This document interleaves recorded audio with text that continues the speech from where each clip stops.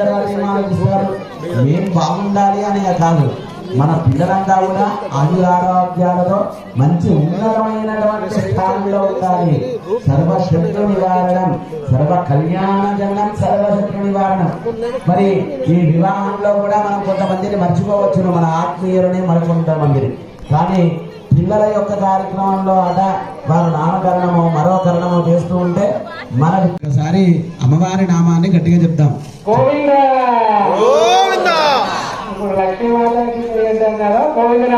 అంటే మా భక్తులు అందరూ కావాలి అనుకునేటువంటి వారు పాపం, అందుకని ఇద్దరు సౌభాగ్య విశ్వంబరే నిరాకార సాకారత్రయ హృదయ ప్రవరాన్విత సౌభాగ్య గోత్రోద్భవే విశ్వంబర శరవణత్రే రత్నాకర శరవణః పౌత్రే క్షీరార్ణవ శరవణః పుత్రే చతుర్వేద శాకాధ్యాయనే సౌభాగ్య విశ్వంబరే